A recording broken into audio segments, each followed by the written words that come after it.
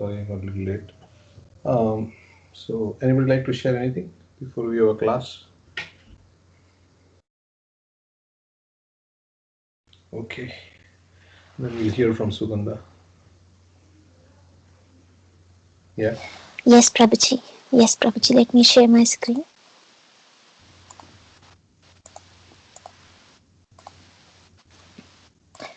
Prabhuji, can you see my screen? Yeah. Okay. So we'll start with reading this verse from Chaitanya Charitamrita. Vande Shri Krishna Chaitanya Nityananda Sahodito Gaudoday Pushpavanto Chitrao Sandho Tamo Nado. So this verse says that I offer my respectful obeisances unto Sri Krishna Chaitanya and Lord Nityananda, who are like the sun and the moon. They have arisen simultaneously on the horizon of Gaura to dissipate the darkness of ignorance and thus wonderfully bestow benediction upon all. So Lord Chaitanya Mahaprabhu is like the sun that dispels all ignorance, and Lord Nityananda is the moon, like a beautiful full moon. The speciality of the full moon is that it gives very soothing rays, gives us cooling, refreshing feeling. Like we have this song, Nitai Pada Kamala Koti Chandra Shushikala Je Chai Jagat Jurai Heno Nitai Bine Bhai Radha Krishna Paite Nai Drid Kori Dharo Nitai Pai. The lotus feet of Lord Nityananda are a shelter where one will get the soothing moonlight not only of one but of millions of moons. If the world wants to have real peace, it should take shelter of Lord Nityananda. So Koti Chandra Shushitala. Imagine 10 million moons are there, how soothing we would feel, how relieved we would feel. So this song is saying that we will feel relief from all pangs of material existence if we take shelter of Nityananda Prabhu. And in this world, why everybody is running here and there, everybody is looking for happiness. Whether it's an insignificant ant or it's the top CEO of a company or people in between, everybody is looking for happiness. But all our endeavors, whatever material happiness we get, is like a drop of water in the desert. And this material happiness actually frustrates us. It makes us more thirsty. Like we have heard about this analogy. This man is hanging on the branch of a tree, and there are snakes in the well below, and these snakes represent death. There is an elephant which represents the prarabdha and the aprarabdha karmas. Sometimes there is a mention of a tiger as well, and there is white and black rats chewing the branch of the tree that this man is holding, and these represent the day and night decreasing the duration of life. And then there are these bees that are stinging the man. And these bees represent the family, relatives, and friends biting and stinging. And amidst all of this person is sticking out his tongue to taste a bit of honey falling from the beehive. So we can also see here the Lord is extending his hand, and if this person chooses, he can come out of this fearful situation by holding the hand of Krishna. So this is like this is the precarious situation that we are in. This material world has been designed to completely frustrate us, and we can never be happy here. But there is one way that we can become happy. We can get relief. Samsara davanallidhaloka Tranaya karunya ghana ghanatvam Praptasya kalyana gunanavasya Vande Guru Shri Charanaravindam. This material world is like a blazing forest fire, and the spiritual master is like the rain cloud of mercy. And if we take shelter at the lotus feet of the spiritual master, we can get relief from the blazing fire of material existence. So, the spiritual master is a person who brings Krishna's mercy to our lives, like the cloud that carries the water from the ocean to the place where there is blazing fire. So our only hope is spiritual master's mercy, who is originally none other than Nityananda Prabhu. Nityananda Prabhu is the original spiritual master, the Adi Guru. So when we connect to Lord Nityananda, we can get real happiness. The name Nityananda means one who is eternally blissful. He's always happy. So we have this song, Nitai Padakamala, that says, Nitya Charana Satya Tahar Sevak Nitya Nitai Pada Sada Karo Asha Narotam Bodo Dukhi Nitai More Karo Sukhi Rakho Ranga Charanira Pasha. Narottam Das is saying, I am very sad. Nitai, you can make me happy. Give me shelter at your lotus feet. So, Lord Nityananda is the ocean of bliss, and he's a most blissful personality, and he can give us that bliss through the spiritual master. So, when we carry out the orders of the spiritual masters, we serve him and act according to his instructions, then we can also experience that bliss. It is the service that we do, the selfless service that we do, that gives us ananda. Balram, he is serving Krishna in all the five rasas, Shanta, Dasya, Sakhya, Vatsalya, and Madurai. And that is also our identity, that we are Jivera Swarup Hoy, Krishnera Nitya Das. We are eternal servants of Krishna. So, if we need to be in that consciousness that I am the servant of Krishna, servant of the Vaishnavas, and this unconditional, uninterrupted service will give us satisfaction and bliss. And then, being the servitor Godhead, Nityananda Prabhu, he knows the most confidential mood of Chaitanya Mahaprabhu. So therefore, Nityananda Prabhu, he facilitates pastimes in such a way that Chaitanya Mahaprabhu is ecstatic. He is pleased. Although apparently it seems that Nityananda Prabhu is disobeying the Lord, he is making Chaitanya Mahaprabhu angry. But internally, Chaitanya Mahaprabhu is pleased.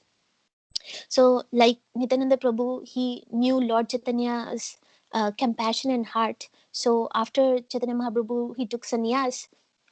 He was going to Vrindavan, but Nityananda Prabhu, he knew the heart of Chaitanya Mahaprabhu, that Chaitanya Mahaprabhu, he wants to give pleasure to his devotees. So, because the devotees were in so much anguish and distress that Chaitanya Mahaprabhu has left, so Nityananda Prabhu, he had few cowherd boys give Chaitanya Mahaprabhu wrong direction to take him in the opposite way, to take him to Shantipur, and Lord Chaitanya Mahaprabhu actually chastised Nityananda Prabhu for doing this, but it is actually really what Chaitanya Mahaprabhu wanted.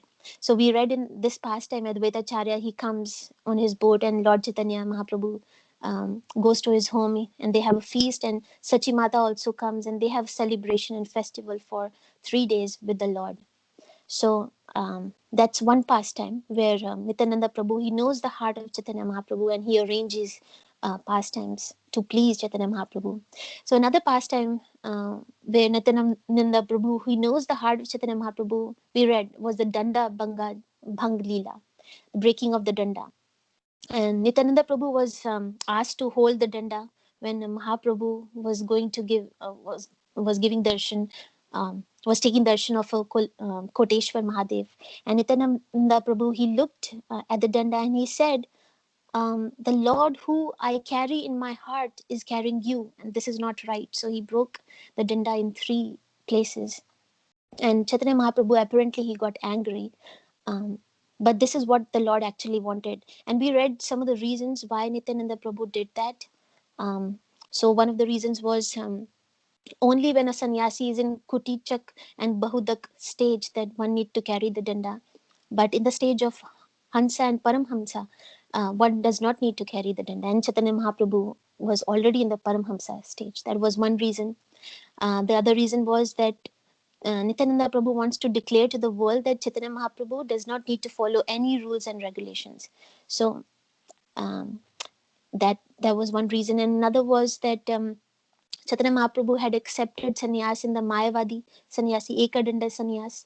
So Nityananda Prabhu, he broke the danda into three pieces, indicating Vaishnav Sampradaya sannyas, three dandi sannyas, surrendering through body, mind, and words.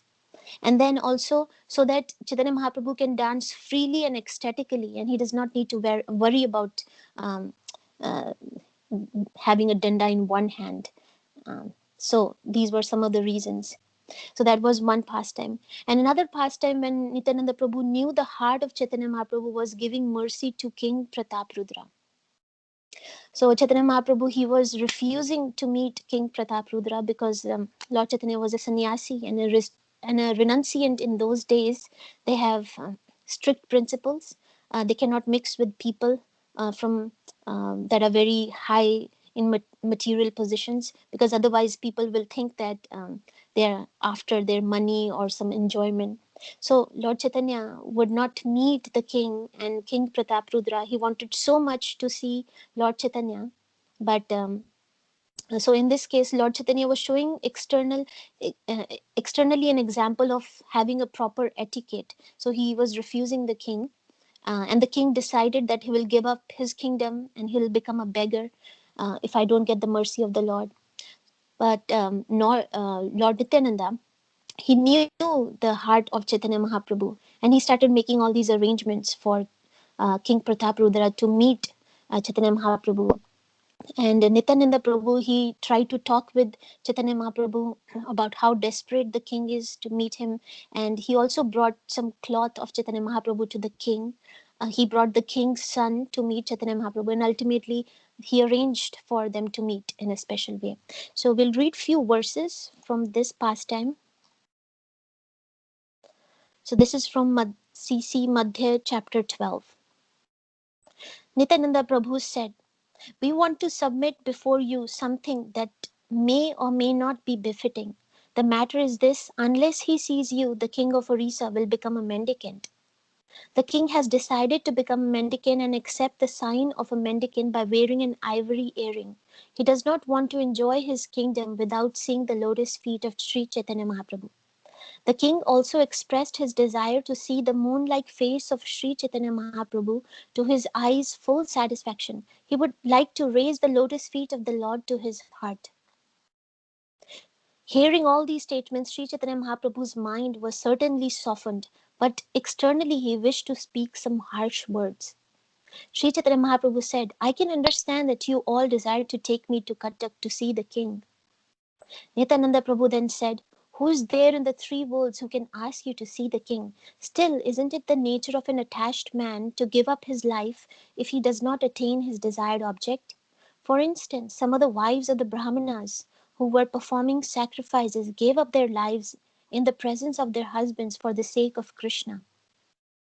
Nityananda Prabhu then submitted one suggestion for the Lord's consideration.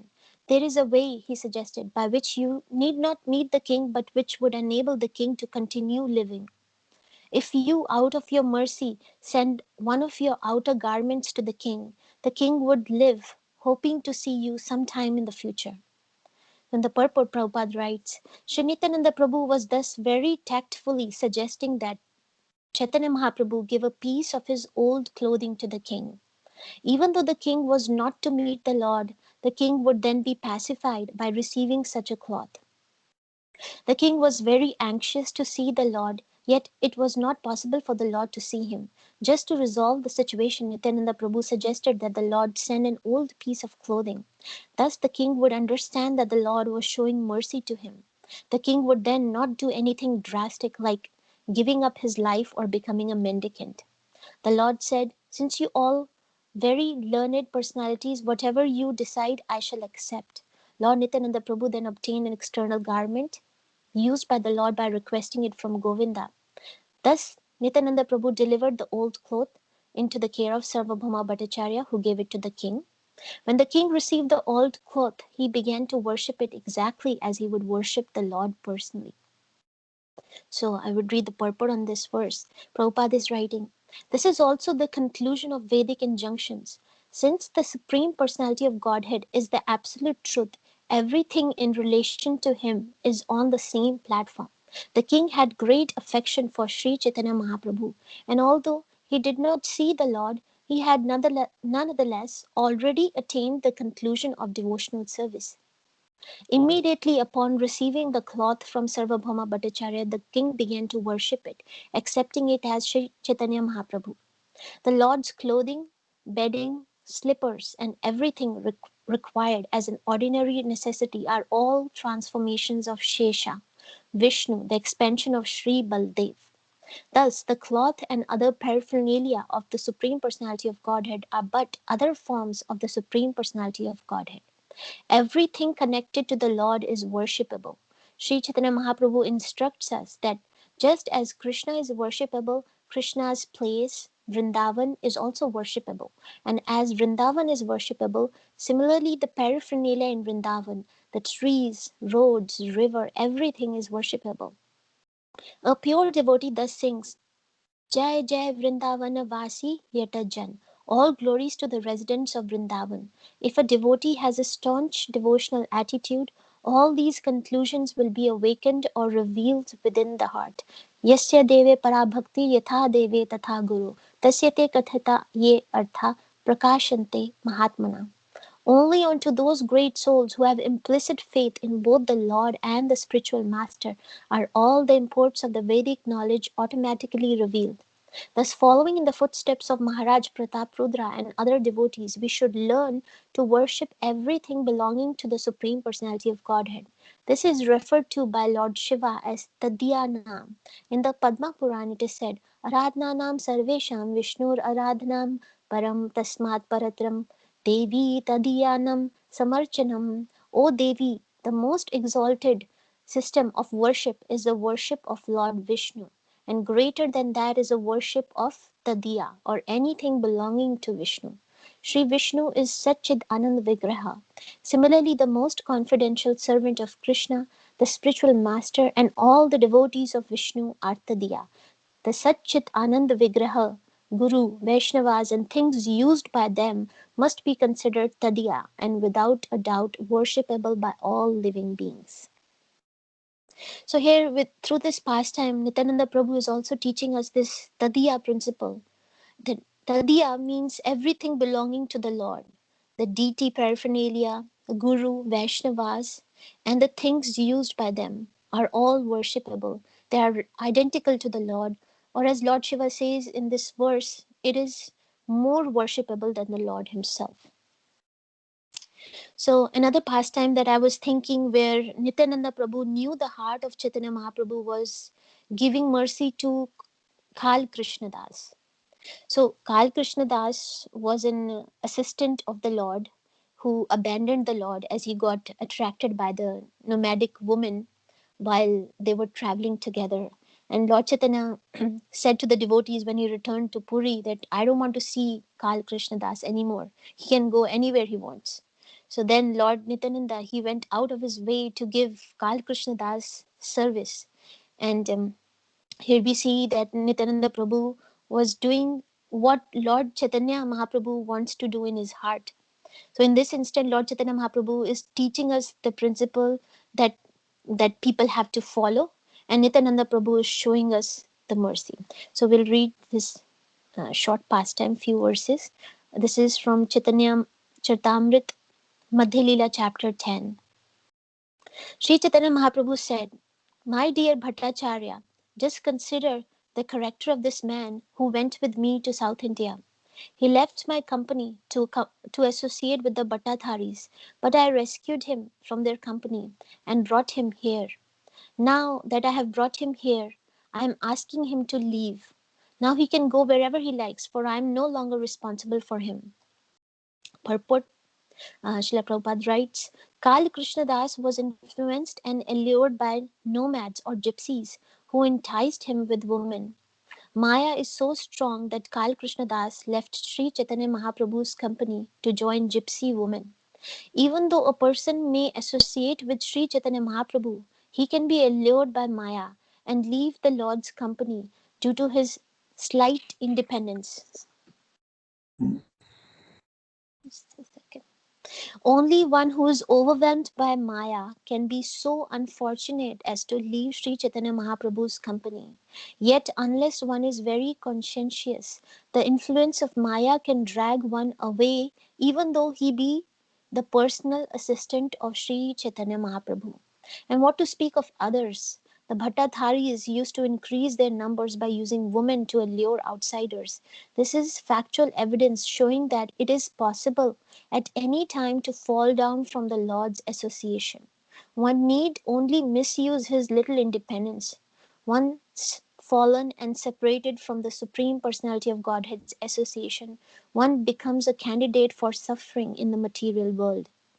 Although rejected by Sri Chaitanya Mahaprabhu, Kal Krishna Das was given another chance, as the following verse relates. So, hearing the Lord reject him, Kal Krishna Das began to cry. However, Sri Chaitanya Mahaprabhu, not caring for him, immediately left to take his noon lunch. After this, the devotees headed by Nityananda Prabhu, Jagadananda, Mukunda, and Damodar began to consider a certain plan. So Prabhupada writes, even though a person is rejected by the Supreme Personality of Godhead, the devotees of the Lord do not reject him.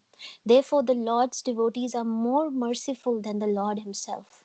Sri Narottam Das Thakur says, Chhadiya Vaishnav Seva Nistar Paiche Keba. One cannot be relieved from the material clutches without engaging in the service of pure devotees. The Lord himself may sometimes be very hard, but the devotees are always kind. Thus, Kal Krishna Das received the mercy of the four devotees mentioned above.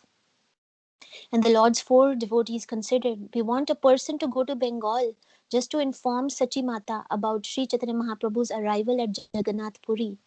After hearing the news of Sri Chaitanya Mahaprabhu's arrival, devotees like Advaita and Srivas will certainly come to see him. Let us therefore send Krishnadas to Bengal. Saying this, they kept Krishnadas engaged in the service of the Lord and gave him assurance. Next day, all the devotees asked Sri Chaitanya Mahaprabhu, please give permission for a person to go to Bengal. Mother Sachi and all the devotees headed by Advaita Prabhu are all very unhappy due to not receiving news about your return from your South India tour. One person should go to Bengal and inform them about the auspicious news of your return to Jagannath Puri.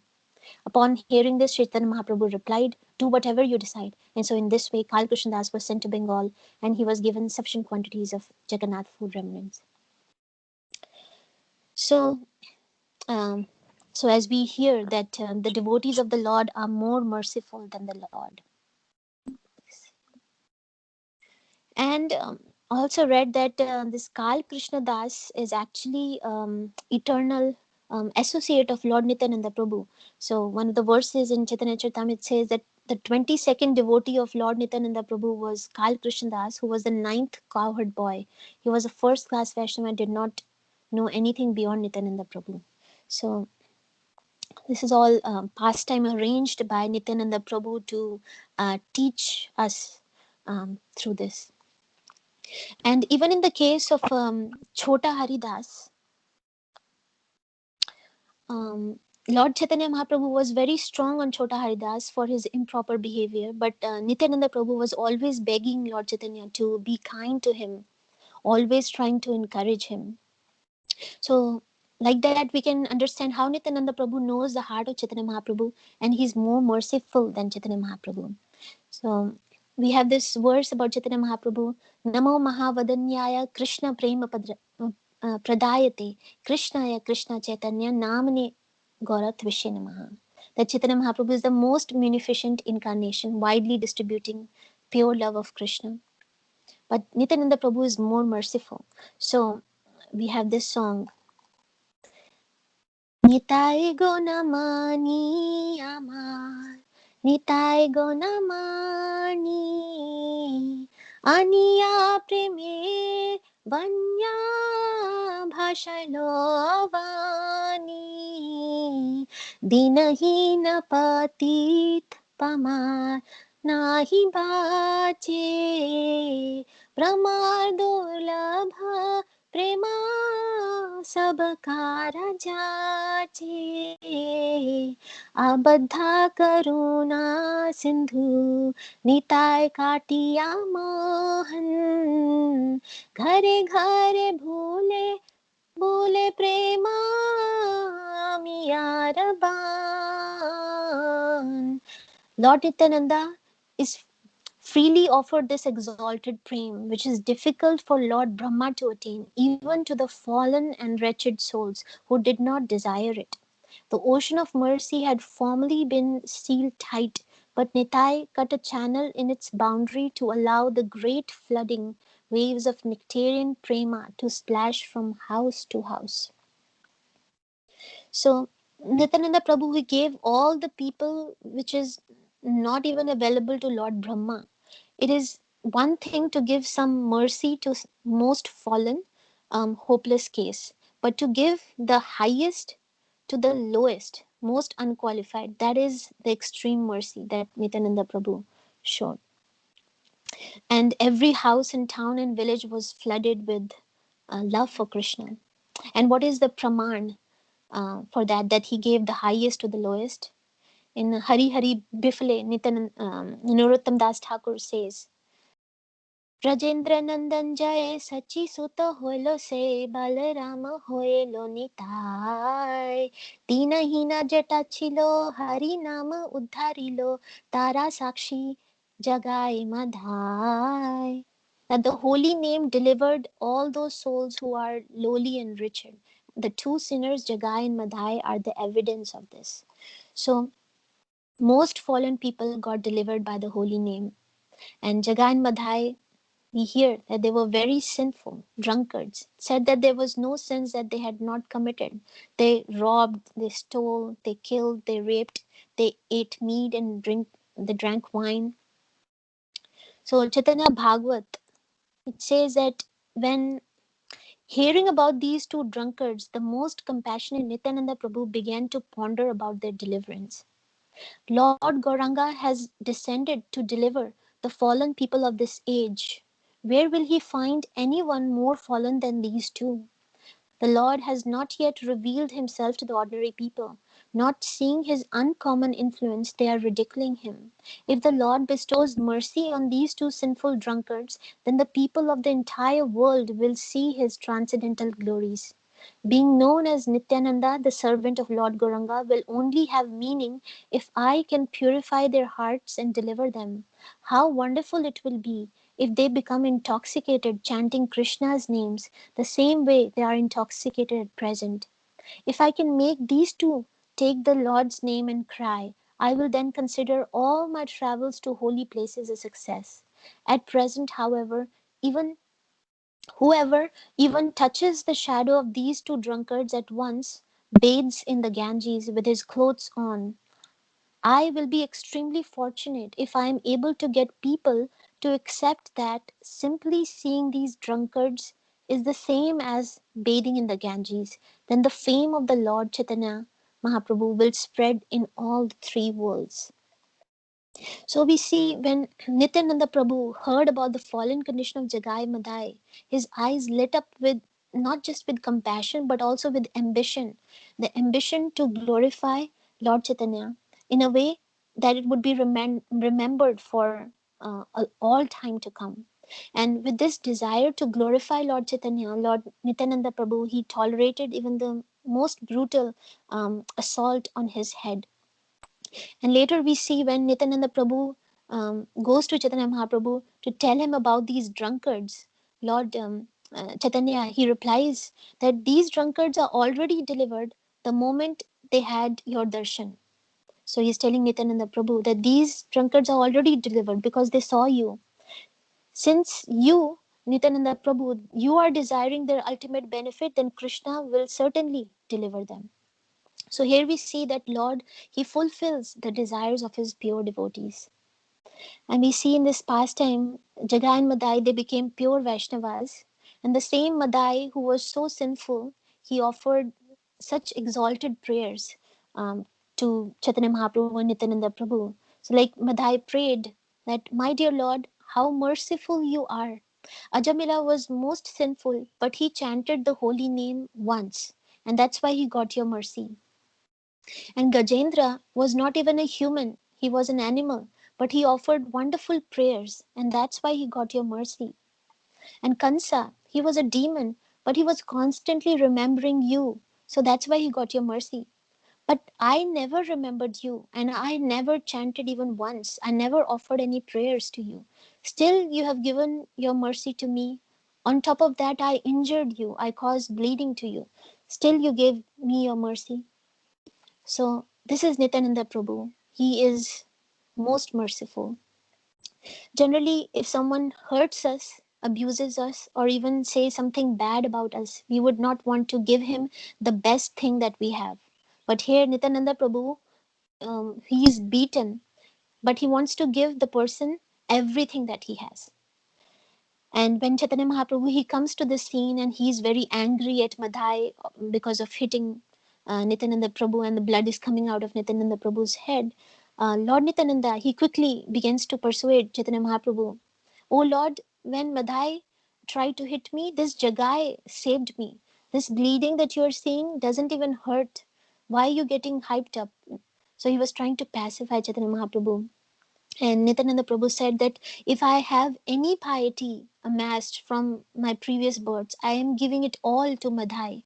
I don't care for the offense that he has done to me. So, oh Lord Chaitanya Mahaprabhu, please be merciful. And this Madhai, he belongs to you. So Chaitanya Mahaprabhu, when he took away Jagai and Madhai's sins, his complexion, it turned black in color. And then Chaitanya Mahaprabhu said to the devotees to start doing the kirtan so that the sins that were accumulated in him would flow out and would flow out to those who commit Vaishnav Aprad.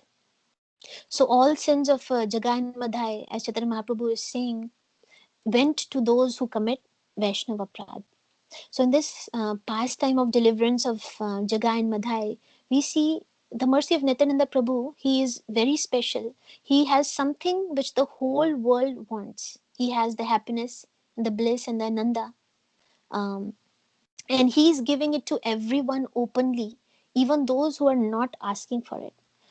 And like most people are like this, if they have something that the whole world wants, they want to hold it, and they give away useless things, like if we have a old car or old computer, and it is costing us to maintain that thing, we will easily give it away.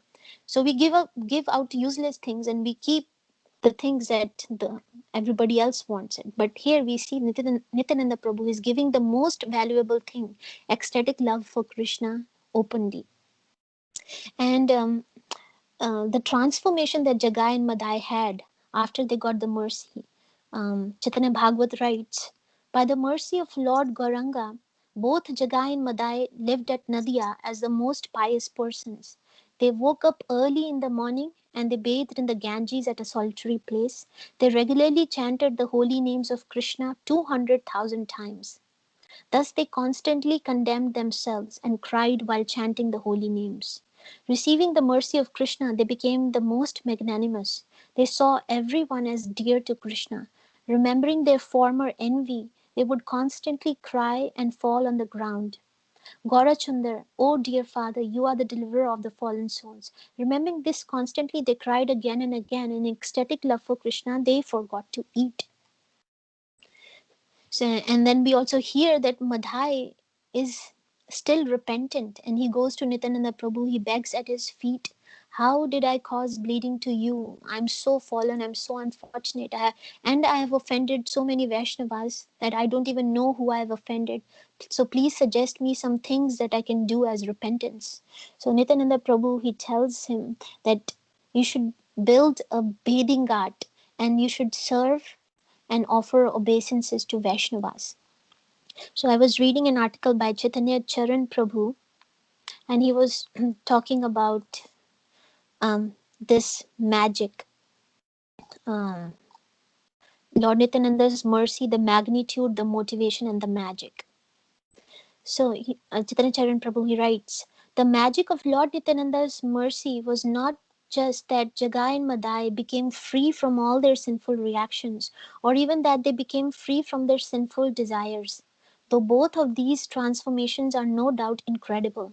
But the ultimate magic of the mercy was that these two brothers became utterly free from the most subtle of all impurities, the impurity that so easily and frequently contaminates the pure, the impurity of pride. Perhaps nothing demonstrates this heart-rending humility of Madhai better than his constructing a ghat as an expression of atonement, begging for forgiveness from all the people who came there, and most significantly allowing himself to be hit with stones by some of those people who were still angry with them for his past offences, and even picking up those stones and handing them back to his assaulter, saying, "I deserve worse, please hit me again." So while they were serving at the ghat, these people who were still angry at them, they were hitting them with the stones, and Jagai and Madai, they were giving them back this stone and asking them to hit them again, because I deserve worse, please hit me again.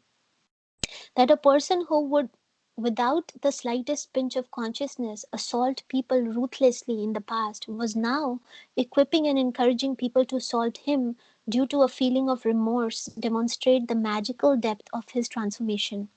Madhai demonstrated poignantly the consciousness of Trinad api sunechena, and through him the Lord demonstrated that the power of his mercy, this exalted consciousness that seems so impossible for us to achieve, can indeed one day become achievable, thereby enabling us to relish the supreme sweetness of the holy name constantly.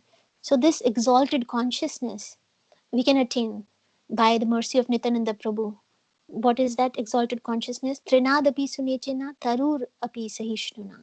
Amanina manadena kirtanaya sadhari.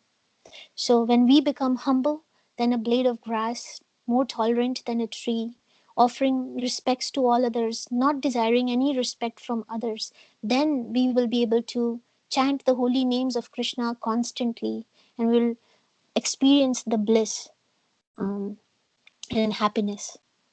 And so, like that, we can also receive the mercy of Nityananda Prabhu by humbly serving the Vaishnavas, as Nityananda Prabhu suggested Madhai to do. So, I want to end with talking about how Srila Prabhupada exhibited the mood of Nityananda Prabhu. I was hearing a lecture by Amarendra Prabhu, and he mentioned um, something nice. He said that Krishna, he is a fair judge. You write the answers to your questions on the question paper and you attempt for 60 marks and he'll give you 60 on 100. If you write for 30, he'll give you 30. Ye yatha mam prapadyante tam satyeva bhajamiham. So that's Krishna. But Gauranga Mahaprabhu is more merciful than Krishna. You write for 60 and he'll give you 80. So you write something, you attempt something and he'll make you pass the exam. How about Nityananda? Nityananda says that you just need to come to take the test. You just show your face and you'll pass the test. But Prabhupada says, you stay at home and you pass the test. So Prabhupada, he is more merciful than Nityananda Prabhu.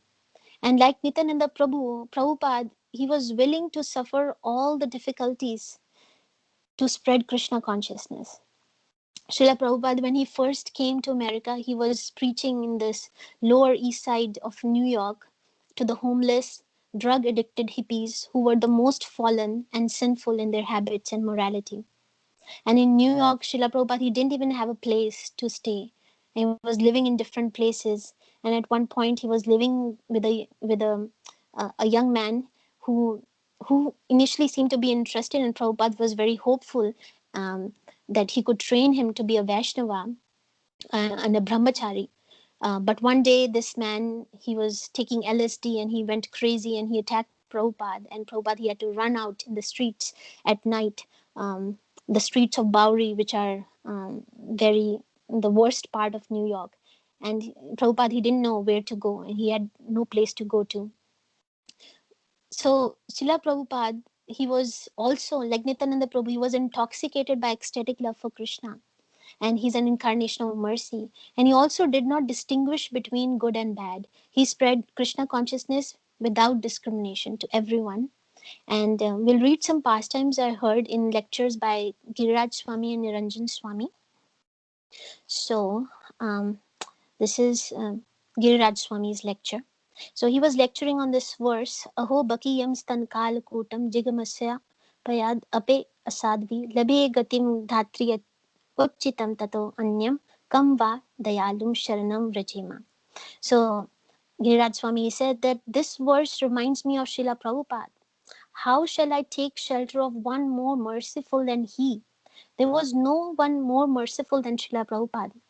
Lord Nityananda is most merciful, and Srila Prabhupada manifested the same quality of mercy as Nityananda Prabhu. When Srila Prabhupada was in Bombay, he received a phone call from the temple president in Calcutta, who reported that one of Prabhupada's earliest disciples from America had come to Calcutta and he was smoking ganja, marijuana, and asked what to do. So Prabhupada told his secretary to relay his response. Tell him that if he doesn't stop smoking ganja, I will reject him.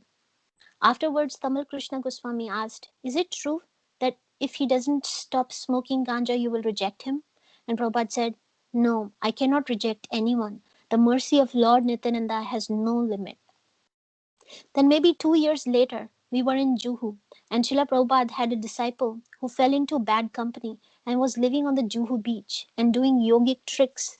He was doing things like putting a penny or a paisa in his ear and then making it come out somewhere else.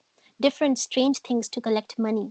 And he was known as a disciple of Prabhupada and a member of ISKCON. So Tamal Krishna Goswami approached Srila Prabhupada and said, this is happening and he's giving you a bad name and giving ISKCON a bad name. You should reject him.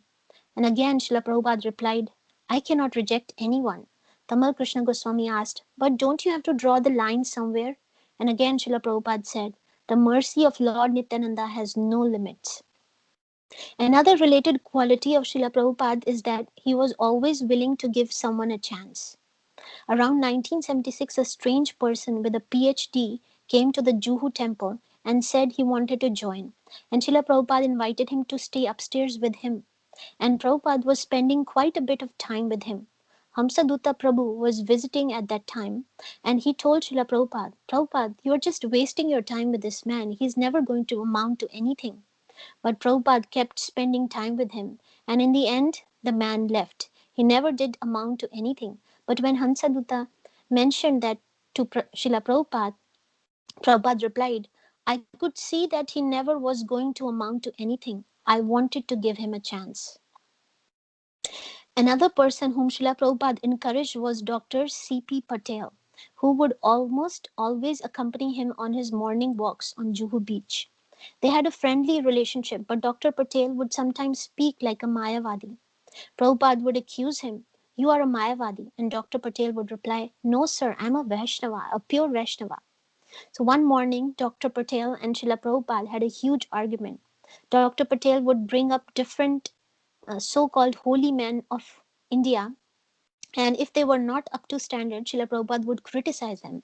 So one morning, Srila Prabhupada was criticizing one of Dr. Patel's favorite revered so-called saints of India. And Dr. Patel and he had a huge argument. Dr. Patel raised his voice to Srila Prabhupada and Srila Prabhupada raised his voice to Dr. Patel. They were literally shouting at each other.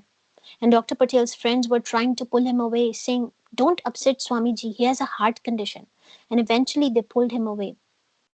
Back at the Hare Krishna land, Tamal Krishna Goswami approached Srila Prabhupada in his room and asked him, what is Dr. Patel's position? Is he a Vaishnava or a Mayavadi or an impersonalist? Yeah. In response, Prabhupada told a story about a man who could speak many languages. In whatever language people addressed him, he could respond fluently. No one could figure out where the man was actually from. After much discussion, a neighbor said, I'll find out. So one day, when the man was preoccupied, the neighbor came up behind him and gave him a big whack. And when the man started to curse in his native tongue, his origin was disclosed. Dr. Patel is like that, Prabhupada said. He can speak very expertly. He can sound like a devotee, sound like a Vaishnava, sound like a Mayavadi, sound like anything. But when I give a slap where it really hurts, the so-called saintly person that he revered, his real language came out. So why do you put up with him? Tamal Krishna Goswami asked. He is so offensive. So Prabhupada said, it is our duty to engage everyone. He wanted to give Dr. Patel a chance. And as the years passed, Dr. Patel developed great affection for Srila Prabhupada. And after Prabhupada left, this world, Dr. Patel wrote a beautiful article for Back to Godhead about his relationship with him. The article was titled My Life's Most Precious Moments, with the subtitle A Bombay Doctor Wins the Title Big Fool and Loves It. Because Prabhupada would call Dr. Patel a mudha. He would say, I'm not saying, Krishna is saying, Namam Dishkritanu Mudha. Anyone who doesn't surrender to Krishna is a mudha, fool. So how shall I take, Giriraj Swami is saying, how shall I take shelter of one more merciful than he? Srila Prabhupada had so many wonderful qualities, but his most important quality for us especially was his extreme mercifulness. And like Srila Prabhupada, Bhaktisiddhanta Saraswati Thakur was also very forgiving and merciful. And I read about this past time. We'll read. Once some devotees were sent to establish a preaching center in Bengal, and they worked day and night, equipping it as a beautiful temple. And when Srila Bhaktisiddhanta Saraswati arrived to install the deities over there, he was very pleased and he asked about one brahmachari who had worked hard on the preparations. So his disciples told him, uh, Master, he became entangled with a lady, and we rebuked him so much for his behavior that he fled away from this place. So Bhaktisiddhanta Saraswati Thakur replied, I don't want to establish a preaching center here, nor do I want to install the deities. In this world, we spend hundreds of gallons of blood to bring a person out of the clutches of Maya. If that person make some mistake, it will be washed away by his serving Guru and Vaishnavas. But you have chastised him, and he has gone away. I don't want to make a center here. Search for him and bring him to me. Otherwise, I will go away. So the anxious disciples, they began to search for that brahmachari. Madhav Maharaj was at that time known as Hayagriva Brahmachari. He found this errant brahmachari. He apologized and asked him to return. And this brahmachari, he wept, saying, I was serving here in a watch company, but I was not really happy. I wanted to return, but I was thinking, how can I show my face? So I did not return. He at once went running and weeping to Srila Bhaktisiddhanta, thinking him more merciful than Krishna himself, and all his anarthas were washed away in a moment. So Bhaktisiddhanta, he told his disciples, the purport is that we should not criticize anyone, whether a devotee or a worldly person. Then he quoted this verse from Srimad Bhagavatam, where the Supreme Personality of Godhead said, one should neither praise nor criticize the conditioned nature and activities of other persons. Rather, one should see this world as simply a combination of material nature and the enjoying souls, all based on the absolute truth. Whoever indulges in praising or criticizing the qualities and behaviors of others will quickly become deviated from his own best interest by his entanglement in illusory dualities. So Bhaktisiddhanta says that to bring a person from the clutches of Maya is very, very hard. If lust or any other attachment is present in that person's heart, it will go away very soon if he is chanting and remembering and listening to Hari Katha. Be very careful. Don't criticize devotees or non devotees. First, look at your own condition and try to purify yourself. Is there any lust in you? Is there any kutaniti in you? Be worried for that. Don't worry for others. Shri Guru and Lord Shri Krishna are responsible for others. You cannot do anything to help them. So you have no right to criticize. So, okay. And then I have one more. So, yeah, as Bhaktisiddhanta Saraswati Thakur is saying, that we need to be strict with ourselves and lenient with others. We should not be criticizing others. We should always be giving another chance to everyone, like Prabhupada gave. He and we should be forgiving others if they offend us. Um, we should be forgiving them, and we should be always motivate others to stay in Krishna consciousness. As Bhaktisiddhanta Saraswati Thakur says, it takes gallons of blood to save one soul from Maya. And that's the spirit of Nityananda Prabhu that we need to adopt in our life. And Like Nityananda Prabhu, Srila Prabhupada, he wanted to distribute Krishna consciousness to everyone with no discrimination. And so he was also boldly preaching, and he was fighting against those who used to say that you can't give Brahmanical initiation, or you can't give sannyas to the Western disciples, and you can't let the Western devotees enter Jagannath temple. So I was reading one pastime by Niranjan Swami, and this is the last thing that we will read. So Niranjan Swami has a lecture, The Highest Compassion. Prabhupada was invited in Jagannath Puri to inaugurate a book that one local author had written. Many famous people were there to do the inauguration. So Prabhupada was invited to this inauguration of a book.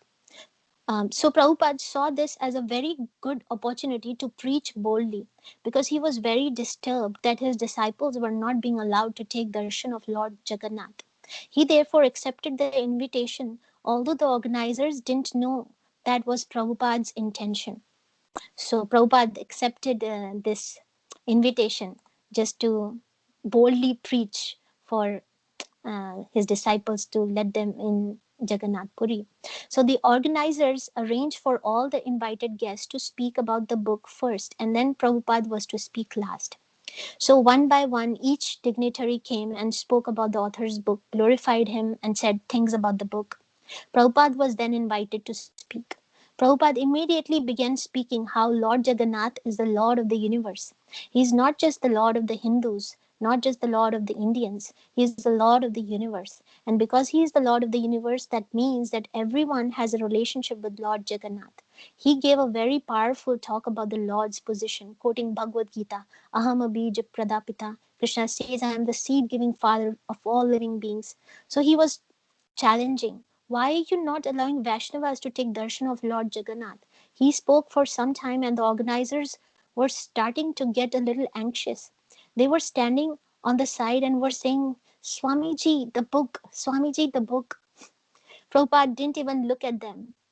He continued like fire, Swamiji, the book. Prabhupada just waited until he finished his message. He then looked up at them and they said, Swamiji, the book. Prabhupada picked up the book and said, Oh yes, this book is inaugurated. And then he threw it on the table and walked off the stage. Finished. So bold. He was so bold. He could be bold. Of course, Prabhupada even sometimes said to us, he said, I can do this because I'm an old man. Don't imitate. Because he would be that way and people would still respect him and listen to him. He would caution us though. He wanted us to preach boldly, but to be careful to not imitate. Ishopanishad says, one who always sees all living entities as spiritual sparks, in quality one with the Lord, becomes a true knower of things. What then can be illusion or anxiety for him? Srila Prabhupada was never experiencing any material anxiety. He had only one anxiety, and that was the suffering of others. That was his anxiety. Why? Because he was satisfied. He had his connection with Krishna, and therefore he didn't need anything from anyone for himself. He didn't need anything from anyone for himself. Thus, he could give Krishna unlimitedly to everyone without compromising. And then he tells this story about Srila Prabhupada when he saw the people who were playing golf and wasting their time that way, and Prabhupada was crying, said, Para Dukha Dukhi, this is a Vaishnava that has feeling in his heart. He has his connection with Krishna, and therefore he has everything he needs. He has service to Krishna. There is a purpose for living for him. There is a purpose for everything he does, for eating, for breathing. He never hankers. He's satisfied in any condition of life. And because he does not suffer, he can feel others suffering. So Prabhupada was feeling the suffering, how these people are wasting their time just playing this game. So in this way, a person who is self-satisfied and freed from envy can think of others' welfare. Therefore, when he sees others forgetting Krishna, he cries. He feels the pain that they won't be happy until they are connected with Krishna. So that's what drove Prabhupada to expand Krishna consciousness movement in the way he did within 12 years. He was sleeping 2 hours a night and waking up at midnight, translating Srimad Bhagavatam till 4 o'clock in the morning. He would then begin his day, go for a morning walk, give Srimad Bhagavatam class. Even during his morning walk, he was preaching to his disciples. Then he would meet people. Everything he did with a burning desire to give Krishna to others. So we can also adopt this mood, this burning desire to give Nityananda Prabhu's mercy to everyone. We should share Krishna consciousness knowledge with others and distribute Srila Prabhupada's books. And in this way, we can engage everyone in serving Nityananda Prabhu or Chaitanya Mahaprabhu. So I'll stop here, Prabhuji. Thank you for giving me the opportunity to speak. Hare Krishna, thank you for the very nice class, wonderful class. Anybody like to share anything or say anything or ask anything? Very nice class, Mataji. Thank you. Thank you so much. Thank you, Mataji. Mataji, I have a question. So I wonder why, Prabhu Chaitanya, he did not accept the king as a disciple. Is it not that also, like Prithu Maharaj and the tradition that people go through different varnashram, finally they take sannyas. Why he didn't accept him when he said he will take sannyas and come as a disciple? So basically, King Pratap Rudra, he wanted to meet Chaitanya Mahaprabhu, but Chaitanya Mahaprabhu, because he was a sannyasi, and he wanted to show externally this principle, this etiquette that a sannyasi should not be meeting with very rich people, because others would think that this sannyasi is associating with the king because he wants something from the king. He wants enjoyment and opulence like that. So externally, Chaitanya Mahaprabhu was showing the world how a sannyasi should behave.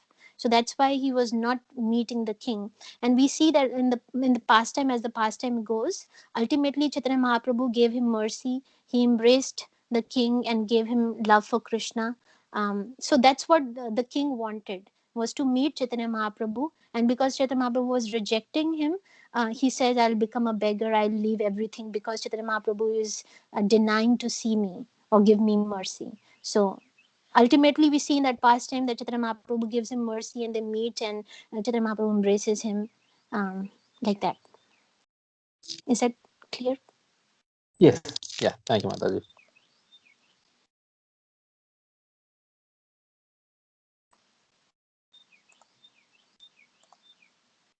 Okay, anybody else just like to say anything?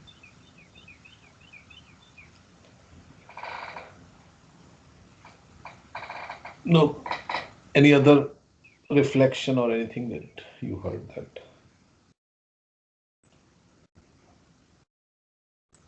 So this prayer is very nice. Vande Shri Krishna Chaitanya. One time Dravida Prabhu, he is a disciple of Prabhupada. He told me, we can go to Gaur Nitai and you can say this verse before Gaur Nitai. Vande Shri Krishna Chaitanya Nityananda Sahodito Gaudadaya Pushpavanto Chitro Shando Tamonudo. That how Lord Chaitanya and Nityananda are like the sun and the moon.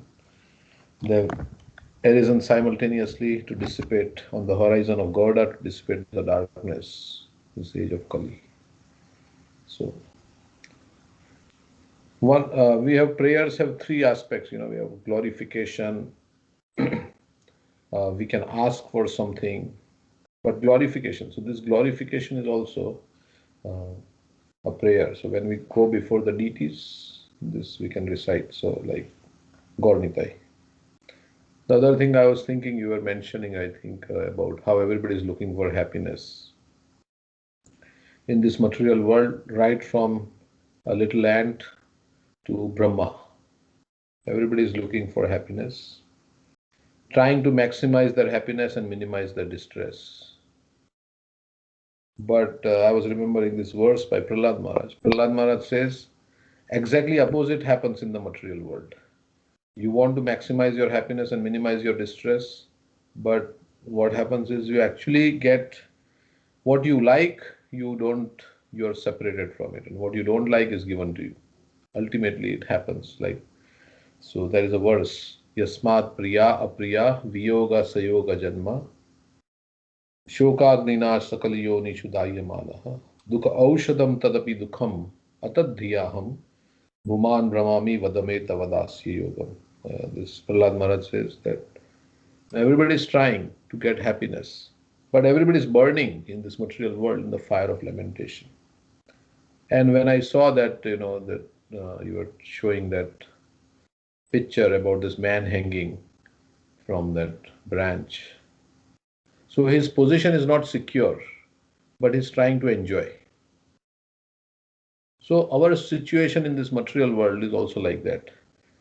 We are trying to enjoy material happiness in this so many ways, but our position is not at all secure. We can die anytime. Our body is a source of various diseases, but we are trying to get that little happiness. As Prahlad Maharaj again he says, Kutra Shisha Shruti Shukha Mrikatrishni Rupa Kvedam Kalevaram Ashesha Rujam Viroha. He says, where is the happiness? It is just a perception. In the future, I'll get some happiness. In material enjoyment, I'll get some happiness. When this will happen, that will happen. But my body is a source of various diseases. There's so many diseases that can happen in this body. So where is the happiness? I'm trying to enjoy it. Prabhupada would often say, first try to secure your position. Then you can enjoy. When your position is not secure and you're trying to enjoy, then how can you get happiness? It's like you're trying to dance, but if the platform itself is moving, then how can you dance? Of course, Krishna can dance, like on the serpent, on the hoods of Kalia, which were moving, and Krishna was dancing on a moving platform, because he's Natvar. But we are trying to dance, but the platform itself, there is an earthquake, it's shaking. So how you can really dance, you cannot dance properly. So he was saying many times that there is a nice little thing by Prabhupada. There is no better position in this material world. So you are trying to enjoy, but where is the enjoyment? You are trying to establish, but anytime the rug can be pulled from under our feet. So I was thinking, anytime those mouse who are biting on that branch, the branch can be cut and he's going to fall down. So, and there are snakes, and sometimes there is a tiger also. So all these things are there, and we are trying to enjoy on a very flimsy platform, you could say, shaky platform. So that is something that I was thinking. What else did you say? Anybody else remember anything that you would like to say? And this verse, Aradhananam sarvesham Vishnu aradhanam param tasmat parataram devi tadyanam samarchanam.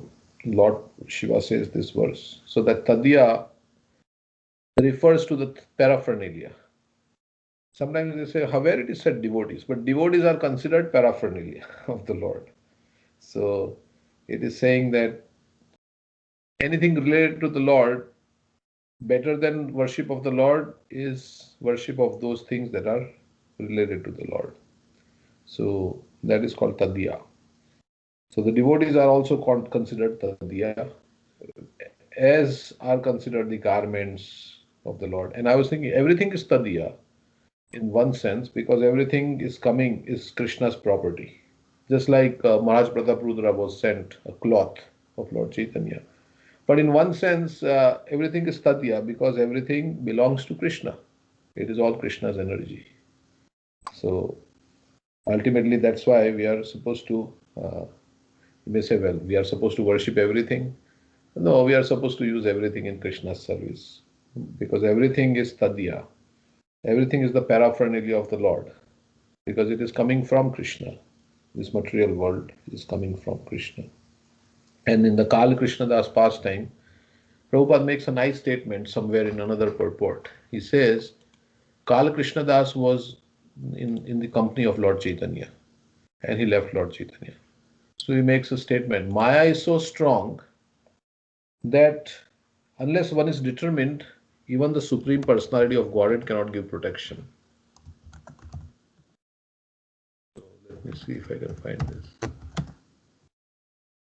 when I read that first time, I was thinking, yeah, this is like, you have to be really determined, because Karl Krishna Das was even in the company of Lord Chaitanya, but he left Lord Chaitanya. Here this is. Okay, let me share my screen. So as you were remembering, sharing that past time, I was thinking Prabhupada writes that that is influence of Maya, not this. Yeah, this is the statement, but this is not in the purport here. Maya is so strong that unless Maya will be very strong for him, that is there. It's in that same one of the purports. So you're saying that Maya is very strong, and unless you are very determined, even the Supreme Personality of Godhead cannot give protection. Where is that? Let me see.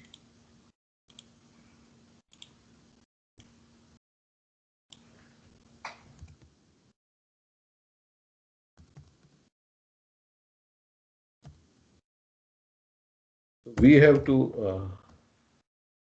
So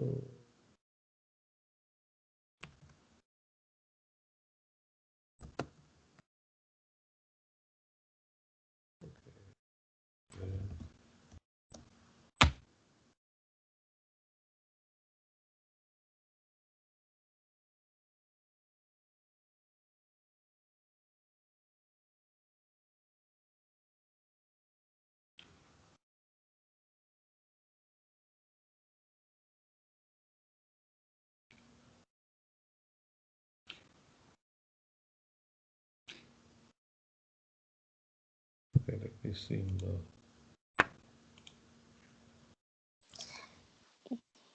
I don't see that in the chapter, the Karl Krishna Das chapter.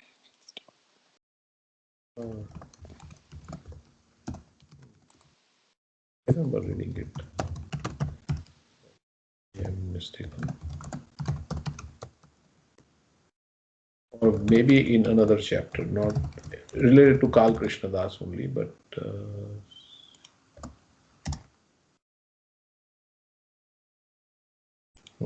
here it is in the Vani quotes.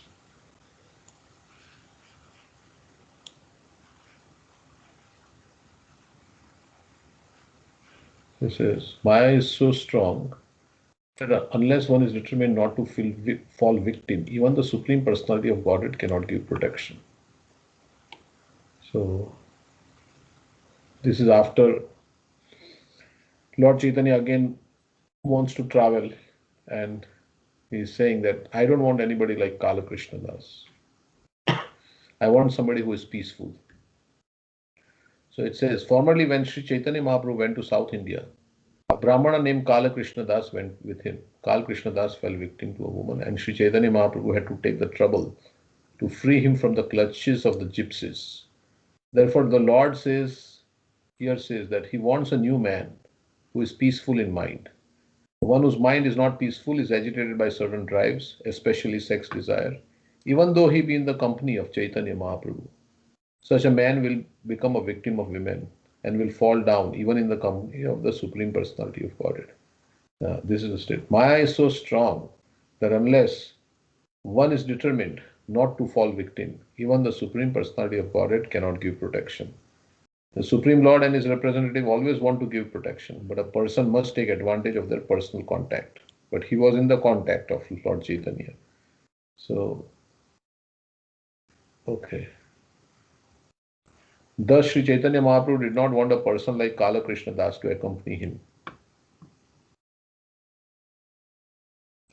He wanted someone who was determined, who had a peaceful mind, and who was not agitated by ulterior motives. Anyway, so that's that statement I was remembering was Kala Krishna Das. And another thing, I was hearing one lecture from Bhakti Charu Maharaj many years back. He was saying that to Chota Haridas, Lord Chaitanya was very strict. Any kind of, of course, he was strict with Kala Krishna Das also, but he did not. Chota Haridas committed suicide, we know that ultimately. But because Kala Krishna Das was an associate of Lord Nityananda, so in that sense, he was not very heavy with Kala Krishna Das as much as he was with Chota Haridas. So, because he was an associate of Lord Nityananda, and that we read also in that verse. So, whereas Chota Haridas was a direct associate of Lord Chaitanya Mahaprabhu, and he did not do anything, only in his mind he committed. Like, he was a sannyasi, of course, and in his mind he had some fall down. So, and Lord Chaitanya said, I don't want to see him. So, whereas Kala Krishnadas left, and Lord Chaitanya personally went to rescue him. And the Bhattaharis attacked Lord Chaitanya as he went to rescue Kala Krishnadas. They attacked him with weapons. And of course, then the weapons, what happened? They went back and hit all the people who were attacking Lord Chaitanya.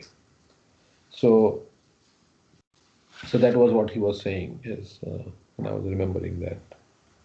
So then another thing was you were saying about how Lord Nityananda has compassion, but he also has the ambition to glorify Lord Chaitanya. So that was nice.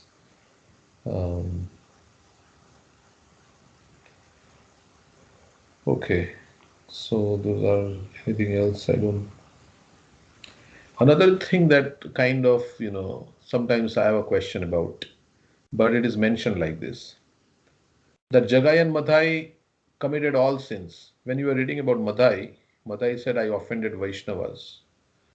But before it is described that they did all kinds of sins except for offending Vaishnavas. Correct? Isn't it? Yes, yes. But there Madhai is saying that I have offended Vaishnavas. When you read, I don't know from where you read that. But Nityananda Prabhu gave mercy to Jagai and Madhai because they did all kinds of sins. I mean, they killed people, they did all the, but they did not offend Vaishnavas. So in my mind, sometimes that is a little tricky thing to understand, because if they are killing so many people, and Vaishnava is anybody who chants the name of Krishna also is a Vaishnava. Even once Lord Chaitanya said. So none of those people ever chanted Krishna's names, and never did they worship Krishna or something like that. So that's a little bit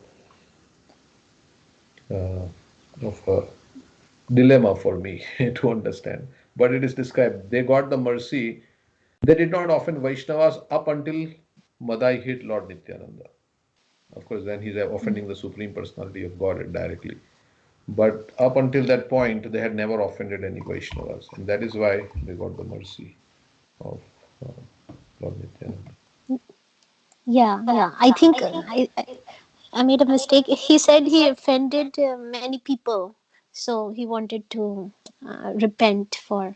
That's why Nityananda Prabhu asked him to build a Oh, you ghat didn't and say so. Vaishnavas. Maybe you didn't say No, I Vaishnavas. said Vaishnavas. But yeah, I think I heard somewhere that there were not many Vaishnavas at that time, and Vaishnavas used to avoid their stay away from them. But at that time, there were a lot of materialistic people, and that's why Chaitanya Mahaprabhu incarnated to give everyone. Everybody was very materialistic. So That may make sense a little bit, yeah, because at time the environment was full of non-devotional, uh, yeah. But they were killing also so many people, so none of them were Vaishnavas. So because the Vaishnavas kept aloof from them, but others would have also kept aloof from them because nobody would want to go near them and you know invite trouble for themselves. So anyhow, that I also heard that reason now that I remember. So Prabhupada also said that he has to shed gallons of blood, to make one devotee.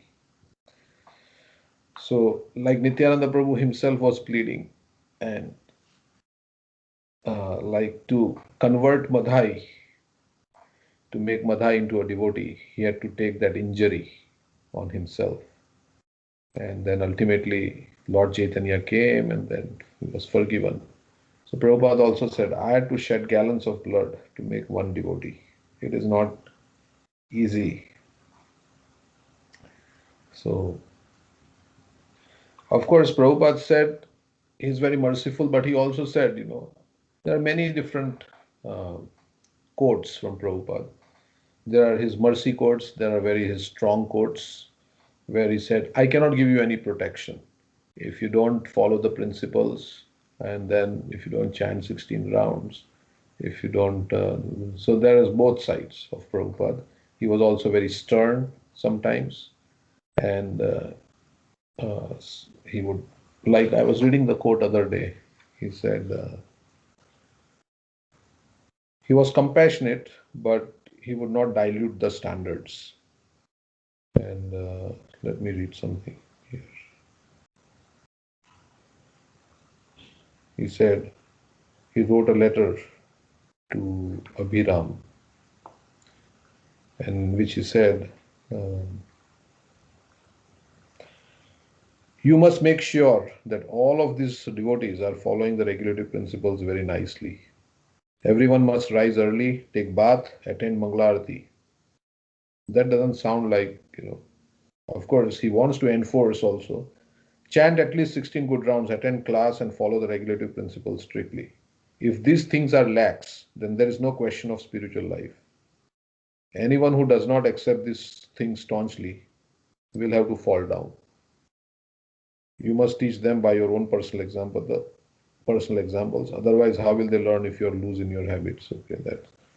So there is a whole chapter in On Speaking Strongly in Srila Prabhupada's Service by Bhakti Vikas Maharaj, which I can share, which says no compromise. So let me read a little bit of this. Strong speaking may be considered in two divisions: clear delineation of message of Krishna consciousness, and forcefulness and provocativeness in delivering that message. The essence of the strong speaking lies in the former. So, strong, clear message. Since the message of Krishna consciousness is inherently strong and clear, real preaching of that message must also be strong and clear, without any compromise. Compromise means to understate, obfuscate, or deliberately misstate the message given by Krishna and the Acharyas, as is apparent from the entire message of Bhagavad Gita. Okay, let's go ahead.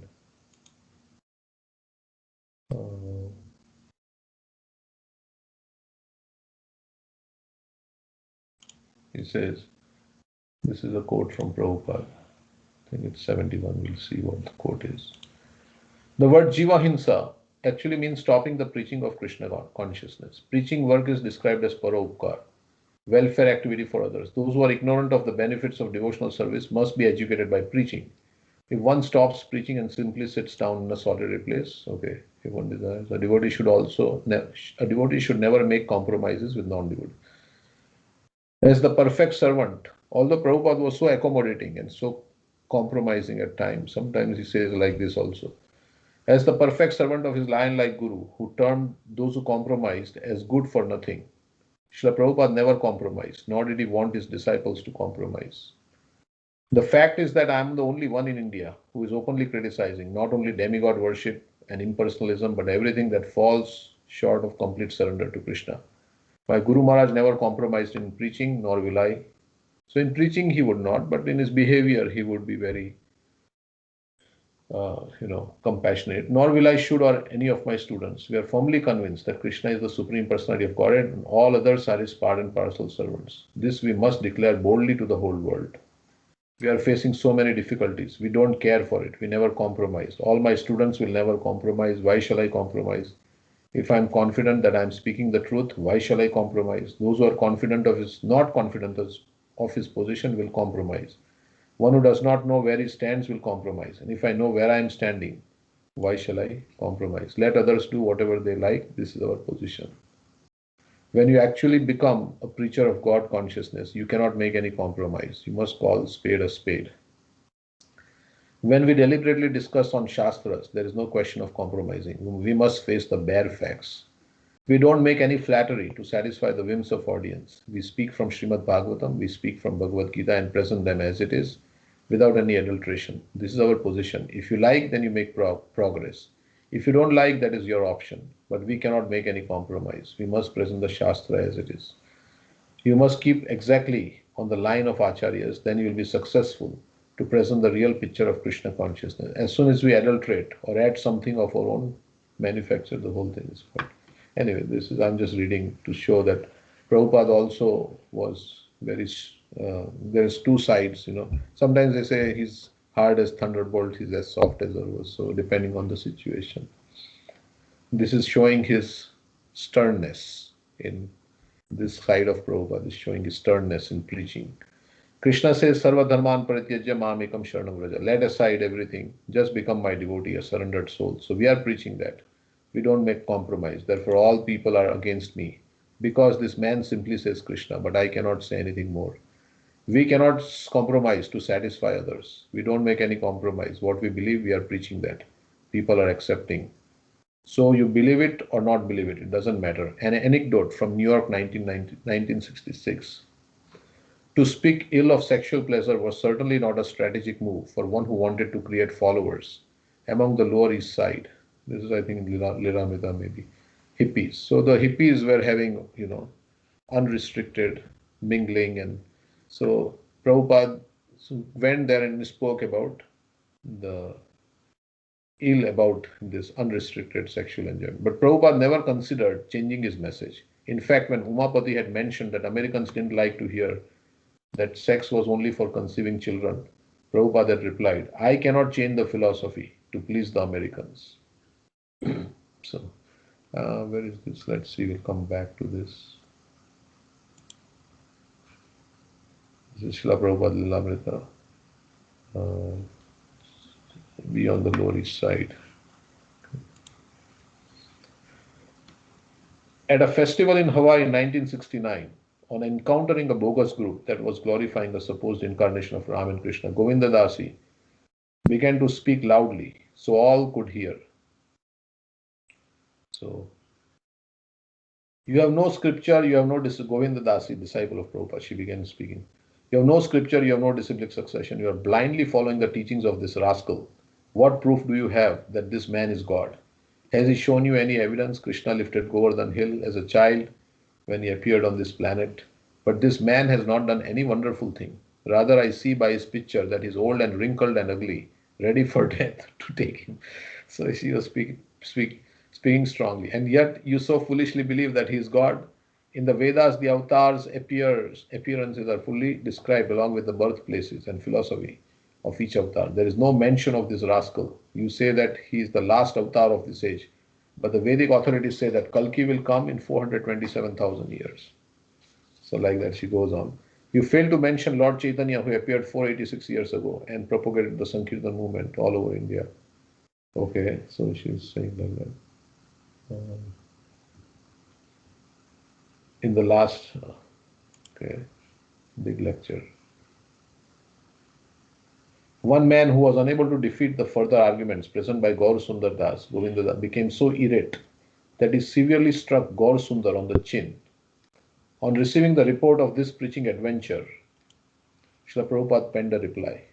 So Prabhupada wrote about his preaching. I am so much pleased by reading your letter of June 26, 1969, describing your preaching activities in Hawaii, both husband and wife together. It is very much pleasing to me. I was shocked when I heard that Gaur Sundar was hurt on the chin, but at the same time I was so much enlivened by the hearing of your spirited preaching activities. I am proud that a little young girl like you is so much spirited in preaching Krishna consciousness. And she said some very heavy things. Undoubtedly, I was very much sorry to learn about Gaur Sundar being attacked by a fanatic, but don't be disheartened. Even Nityananda also faced such difficult problems, but try to avoid them as far as possible. The whole world is full of fanatics and atheistic class of men. So sometimes you have to face such difficulties. But this is all tapasya. Without tapasya, nobody can approach Krishna. So preachers who boldly face all kinds of difficulties are considered to be under tapasya, and Krishna takes note of such tapasya. So I'm sure I have asked the BTG men to publish your heroic preaching activities under the heading of Heroine Govinda Dasi. So I'm sure Krishna is very much pleased of this incident and he will surely bestow his blessings on you and Gaur Sundar. To preach straightforwardly without compromise or timidity was Srila Prabhupada's policy and also his instructions to his followers. Indeed, it is the right and duty of a Brahmana to openly enunciate what is correct and what is not. Brahmana means as it is, they will describe. Means as it is, they will describe. That is Brahmana. And that is a lecture. Okay, anyway, so that's another side of Prabhupada where he was, speaking without any, public opinion. But of course, if somebody fell from Krishna consciousness, he was always very ready to accommodate them, as you were saying, like Nityananda Prabhu. I wanted to read that article, My Life's Most Precious Moment. Is that in the Back to God you were talking about Dr. Patel? That was Giriraj Swami's lecture. Yeah, that was, but there was an article, right, in Back to God, My Life's Oh, yeah. Yeah. He had written an article. It will be nice if you can find that sometime. Maybe we can read that. Maybe it is here. Let me search. Because how Dr. Patel, who was always fighting with Prabhupada, appreciative of Yes. Prabhupada. Yeah, I got it.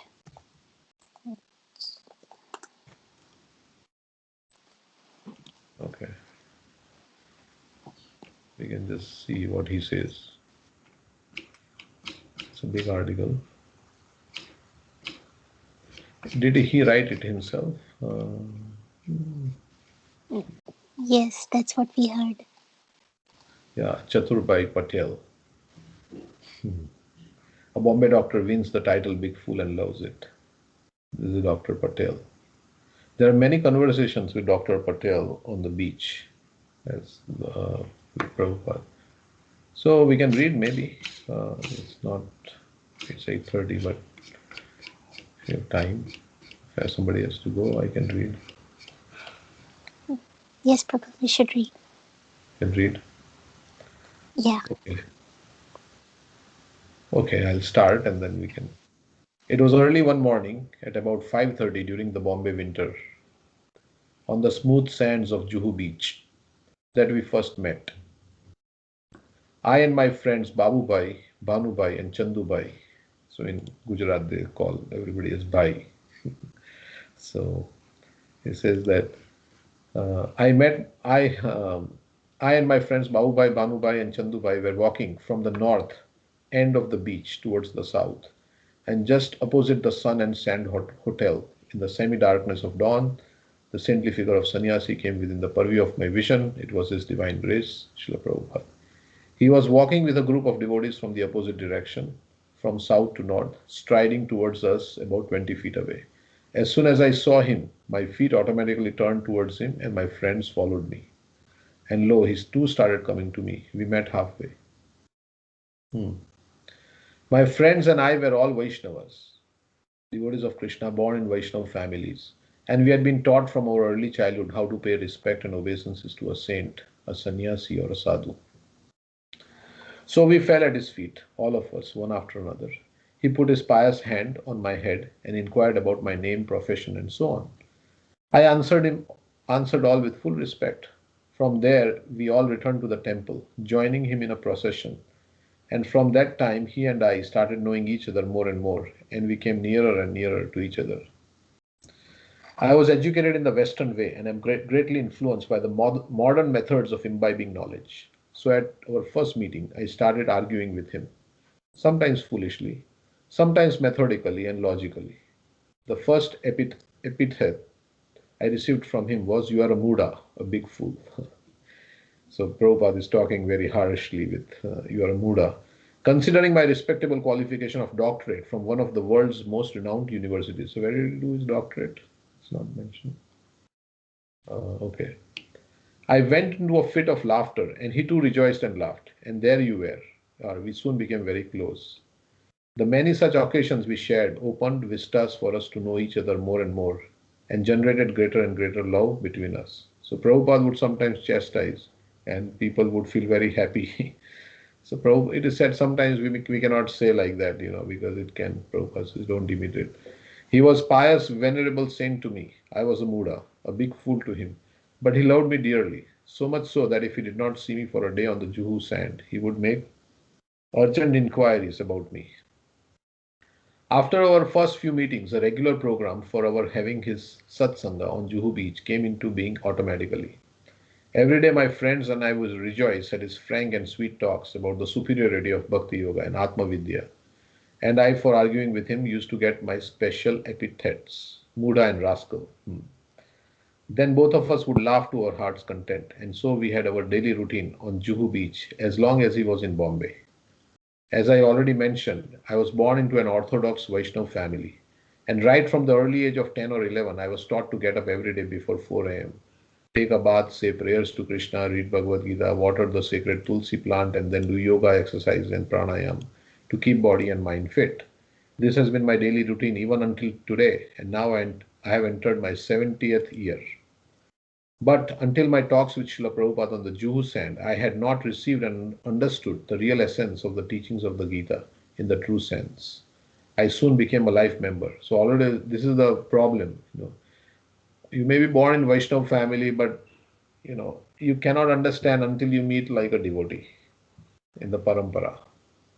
So we also used to worship Krishna in our home, and we used to go to Srinathji, Nadwar, that's our family deity. But until you come across Srila Prabhupada's books, you don't actually get the essence of it.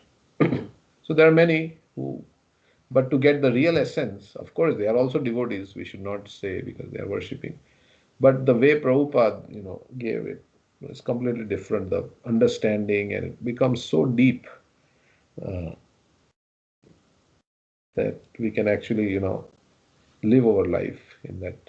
So I soon became a life member of the Hare Krishna movement. As a member, I got a copy of Bhagavad Gita as it is, and I started reading it with gusto.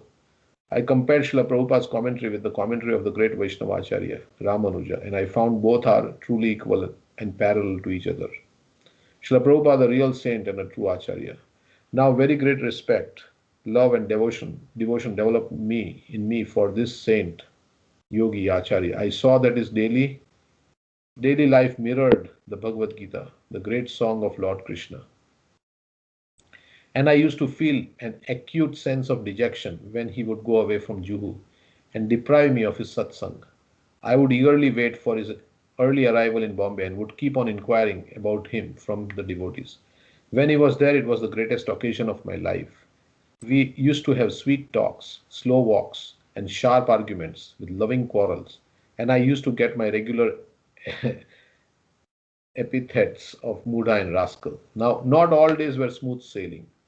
One day we had a gust of fiery arguments, and that's when I think you were mentioning Giriraj Maharaj, that he was criticizing somebody who Dr. Patel held in high esteem, and Prabhupada started criticizing. Not all days were smooth sailing. One day we had a gust of fiery arguments and small quarrel, with respect, of course, on my side for him, and with tender love on his side for me. The next day on, not as usual, I, instead of walking on the sand, sat with my friends away from his path so that he might not see me. Then when he came onto the sand for his usual walk, he started searching for me all around, and not finding my whereabouts, he started inquiring, "Where is Dr. Patel?" Someone showed him where I was, sitting rather hiding and low, and he started coming towards me with his band of devotees. I felt extremely ashamed and got up immediately and ran towards him. I fell at his feet, and he gave me his benediction. What a saint he was! For him there was no friend or foe. All were equal. A godly personality indeed. So even though they had quarrels, Prabhupada still, was. One day I requested him to sanctify my places of residence with his pious feet and to do Sankirtan with all devotees of Juhu temple. He readily agreed. He graced my house with his presence and sanctified it. A true devotee of Lord Krishna is a true representative of the Lord. In his presence, we all felt as if Lord Krishna were there. That is the blessing of a true devotee of Lord Krishna.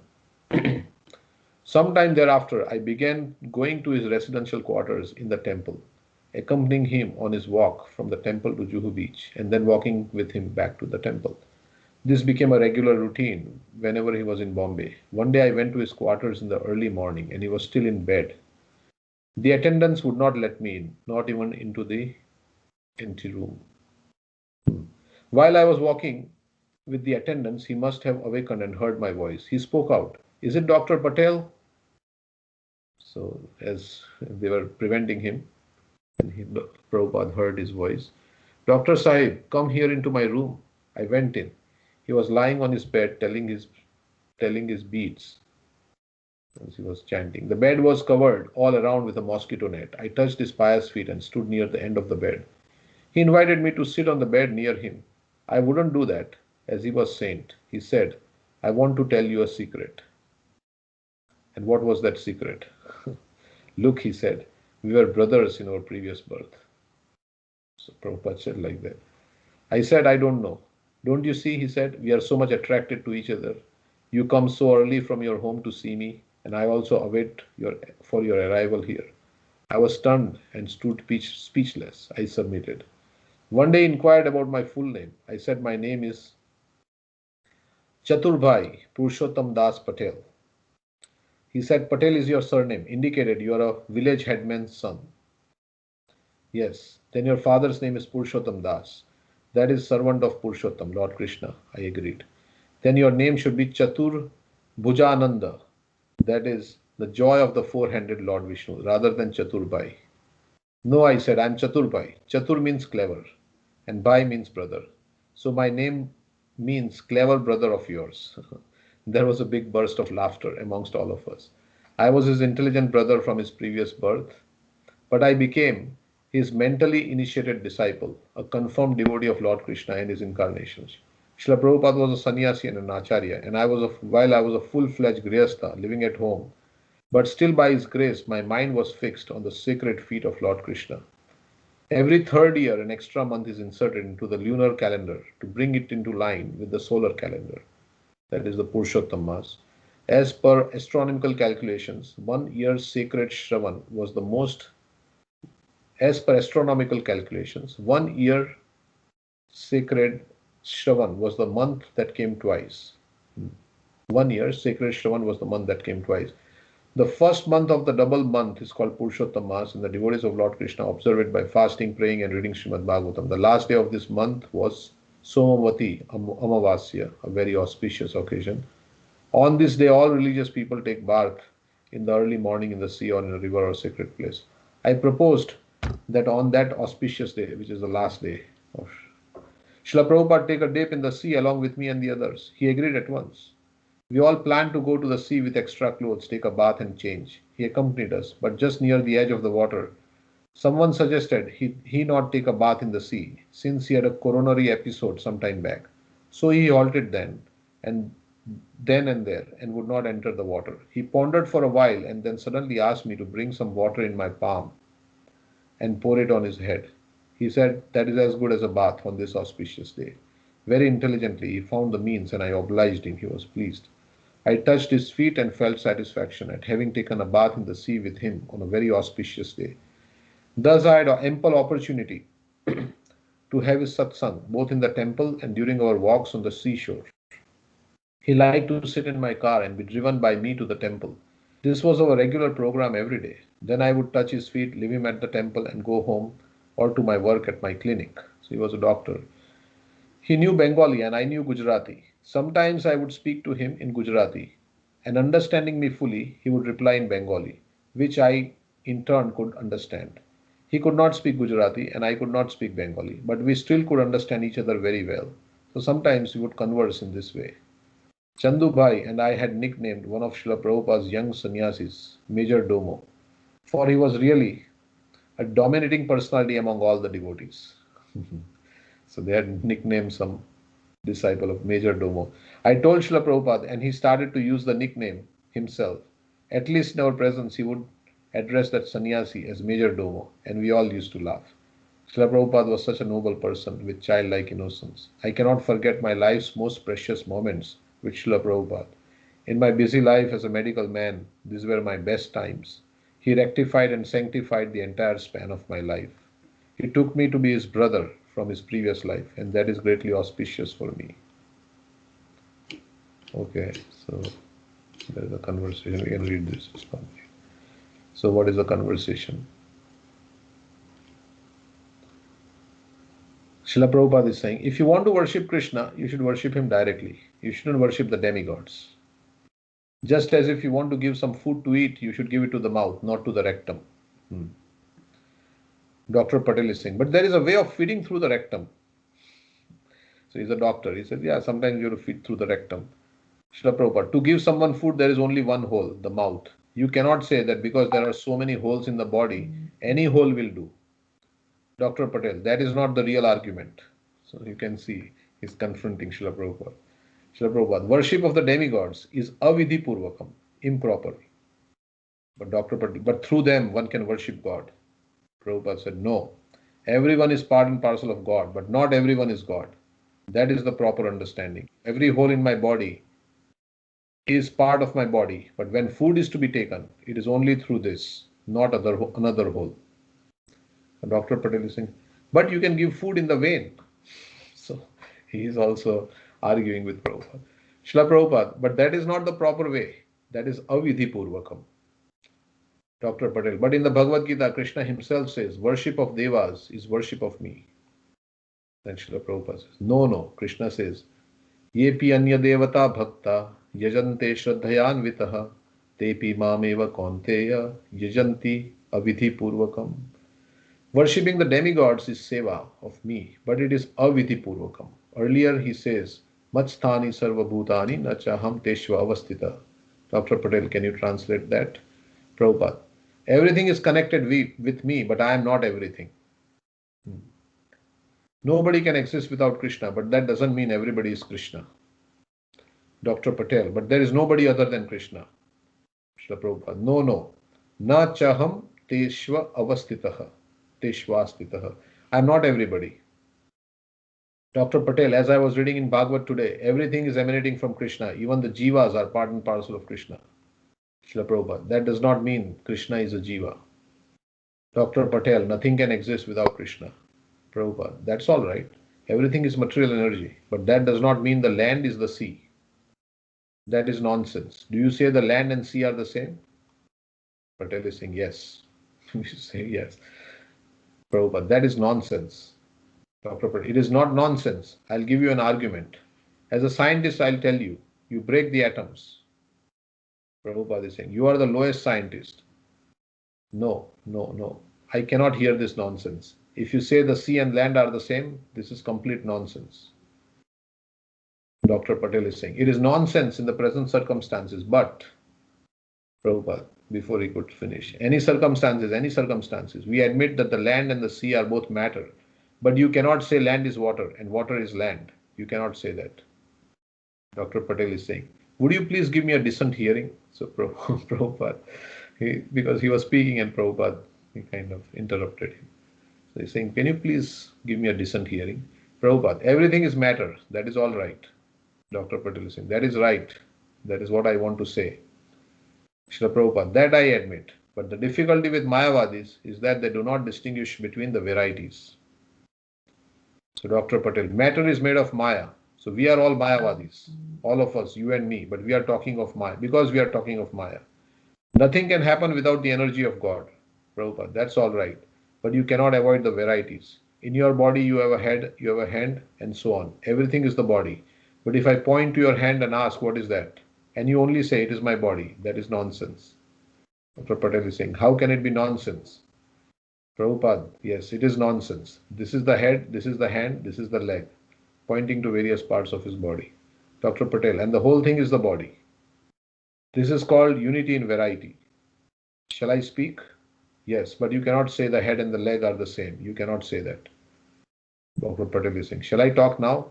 When this body was being manufactured in the womb, Prabhupada, I know, it was just a lump first, but it became variegated. Dr. Patel. Or take the example of the seed. In the seed, there is a whole banyan tree. The Upanishads give this example. From a small seed, a big banyan tree has come out. Prabhupada. That is all right. So the seed is the real thing, and that seed is Krishna. So everything is Krishna. Prabhupada. Again, everything is Krishna. Again, the same nonsense. The same nonsense. Krishna says, I am not everything. Matstani sarva bhutani na chaham teshva avastitaha. Dr. Patel. Na cha matstani bhutani. Krishna corrects himself in the next verse. No, it is not a correction. So he was also learned in Bhagavad Gita. Fool simply cannot understand. Krishna is clear.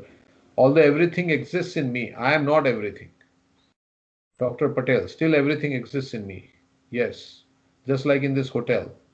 There is so much furniture, there are so many rooms. But if you say everything is the hotel, that is nonsense. But without the furniture, the hotel cannot be. Without the rooms, the hotel cannot be. Prabhupada is telling to others. This man is less intelligent. So he's telling about Dr. Patel. This man is less intelligent. Dr. Patel, that is what I am. Yes, if you say the furniture is the hotel, that is the less intelligent. But if you take out the furniture, the hotel will not be a hotel anymore. So Prabhupada is saying, that's all right. But you cannot say the furniture is the hotel. But that is also an argument. That is a nonsense argument. Hotel is furniture. You cannot say everything is the hotel. The furniture is the hotel, the doorman is the hotel, the food is the hotel. What is this? There must be varieties. We are trying to dig to the seed of the tree of varieties. So he's saying, but we are trying to get the root of all the variety. But you do not know how the tree is manifested. Therefore, you are less intelligent. I'm very less intelligent. The tree is manifested from the seed. Prabhupada, that's all right, that everyone knows. But when the tree is grown, you cannot say that the leaf is also the seed. The fruit is also the seed. The trunk is also the seed. This is nonsense. This is what the Vedas say. Prabhupada, no, that the Vedas do not say. You understand it differently, I understand it differently. Prabhupada, how can you say everything is the same? There is variety. This is called Achintya Bheda Abhed Tattva. God is simultaneously one with everything and different from everything. This is Chaitanya's philosophy. Dr. Patel, that is the philosophy? Yes, Prabhupada. Take the same example as before. The water is matter, the land is also matter. And as matter they are one, but the water is different from the land and the land is different from water. Simultaneously one and different. You are simply taking the abheda. That is your deficiency. Dr. Patel, no, I will try to understand your Bheda also, but for me Abheda is more important at the present. Prabhupada, that means you are less intelligent. How many times Prabhupada told him he said less? Dr. Patel, I don't mind becoming the least intelligent. Why less? Prabhupada, but you should come to this understanding that in the Abheda there is Bheda. It is a very simple thing. My hand is not different from my body, but still my hand is not my body. Even a child can understand, but you are not submissive, therefore you do not understand. Dr. Patel, no, I am extremely submissive, but I cannot submit without understanding. That is what I was taught in my school. So, Prabhupada, because you do not submit, you do not understand. So he is saying something, he's saying, I cannot submit without understanding. And Prabhupada is saying, well, you don't submit, that's why you don't understand. What Dr. Patel is saying. But I will not submit without understanding. Prabhupada, no, tad vidhi pranipatena. Pranipat, first of all, you must surrender. I am being pranipat. Do you think I am disrespecting you? If you think so, then please pardon me. Prabhupada, no, it is not a question of disrespecting, but there is no full surrender. You think that you know better than me. Dr. Patel, I don't think so. Prabhupada saying, yes. Patel, no, if you think that I will not talk starting from tomorrow. So he says, if you think like that, Prabhupada is saying, you are thinking that you know better than me. And he's saying, no, I don't think so. And then he says, yes, you are thinking like that. So then Dr. Patel is saying, okay, I will not talk from tomorrow. So Prabhupada, no, I want to learn. That is very good. So don't talk. Simply hear. That will be beneficial. But if I don't talk, no, simply hear. Don't talk. That will be your respect. And when I want to make you talk, what will I do? Your habit is that as soon as I begin talking, you immediately talk without hearing. Therefore, you do not understand. In what way will I make you talk? You tell me the way. Simply hear, first of all. Acha, let us hear. Simply be patient. Then, if you cannot understand, inquire. Don't think I know better than him, therefore I shall talk. That will never help you to understand. Dr. Patel, well, if you run away with the idea that I'm thinking like that, you're wrong. Okay, it goes on. So it's not much. Let's finish it. You are habituated to think like that. Dr. Patel, I'm habituated, but I have all respect for you. Don't say that I'm disrespectful. No, I know that. The idea that I'm disrespecting you. I'm simply pointing out your defects. That's all right. I'm prepared to correct them. But if I don't excite you, you keep mum. So how shall I excite you? So he's saying, I'm just exciting you. Srila Prabhupada, put a question and I shall answer it from Shastra. Any child can understand if I ask him, what is this hand? What is this head? What is this leg? Does he say body?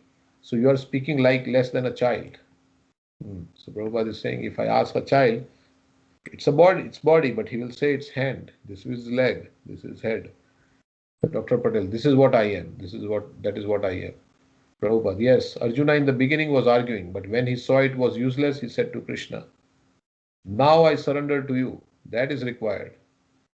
Dr. Patel, but you are so very hard and harsh.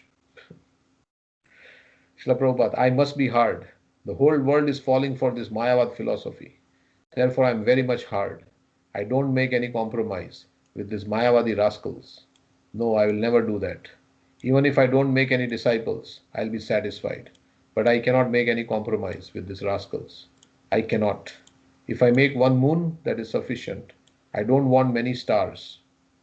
That was my Guru Maharaj's principle, and that is my principle. What is the use of any number of fools and rascals? If one man understands rightly, he can deliver the whole world. Okay, so that was the Very hard discussion for readers. correct. Very, very strong. Yeah, bro. Yeah, so that's thank you for sharing. I didn't know this article existed from Giriraj Maharaj. So Prabhupada was very compassionate, but he would not dilute the standards also. So he said, I cannot change the philosophy to. Of course, he was very accommodating, but there are both sides of Srila Prabhupada. He was very merciful, but at the same time also he was like one lecture I was hearing. Um,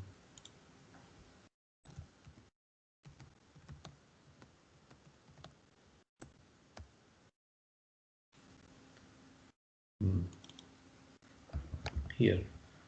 This is a lecture in New Vrindavan. So, here Prabhupada says, the whole Vedic civilization, I was just thinking as you were speaking, the whole Vedic civilization is to bring man to the transcendental platform by restricting all his nonsense habits to nil. But not all of a sudden, gradually, according to the quality. Similarly, those who are addicted to flesh eating, meat eating, all right, Vedic literature say, all right, you can eat meat, but sacrifice an animal before the deity, like that, okay. But sacrifice an animal before the deity, goddess Kali, and you can eat. So that the man who is eating meat, he will not revolt. So because he is very addicted, he wants to. If I say just like many men revolts, already that girl, what is called? A devotee says Madhvi Lata. Prabhupada, Madhvi Lata, she revolted. She revolted. She was always trying to plead. Why this restriction? Why this restriction? So I had to tell, if you don't like the restriction, then go away. You don't associate with us. What can be done? So they do not want restriction. That is natural tendency. But the Shastras are meant for restriction. Just like marriage is restriction of sex life and offering sacrifice is. So here, so I was remembering how he's telling Madhvi Lata. So he said, if you don't like restriction, then go away. So, okay. And then there was a nice verse that you quoted about from the 11th canto. I want to see that one. Was it 11, 2? Let's go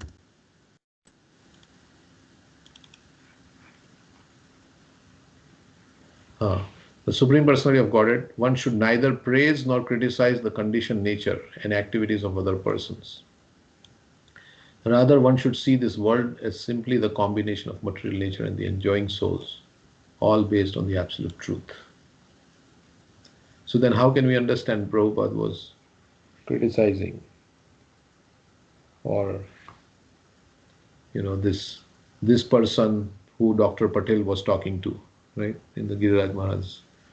Then you read this verse, so I was thinking, how can we understand? One should neither praise nor criticize the conditioned nature and activities of other persons. And Prabhupada was criticizing that person who Dr. Patel was very much. Rather, one should see this world as simply the combination of material nature and the enjoying souls, all based on the one absolute truth. You wanted to say something? Yeah, this was Bhakti Siddhanta Saraswati Thakur. That was a case where somebody fell down, but he wanted to come back, but other devotees were kind of throwing him away. They were not accommodating him. Correct. Yeah. But generally speaking, if we follow this instruction, it says one should neither praise, because this is in the Bhagavatam, it's not like connected to any. Of course, Bhaktisiddhanta quoted in that context. One should neither praise nor criticize the conditioned nature and the activities of other persons. Rather, one should see this. So, but okay, Guru has we can understand it like that. But for us, maybe it is. Rather, one should see this world as simply the combination of material nature and the enjoying souls. Okay, I just want to read the.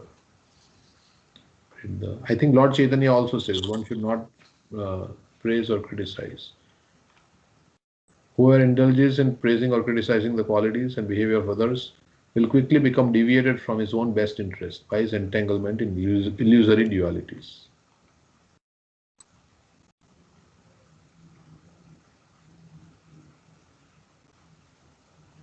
So he says in the purport by Prabhupada, praising and criticizing other materialistic people are thus directly or indirectly based on envy of other living entities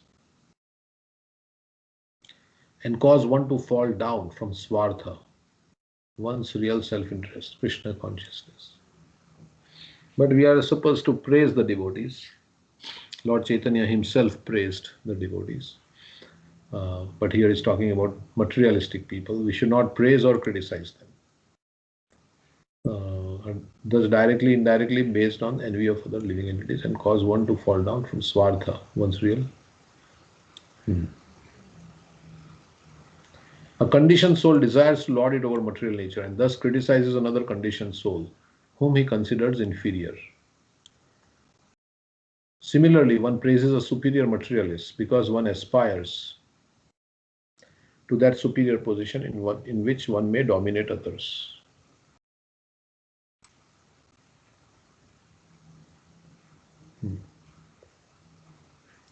Okay, so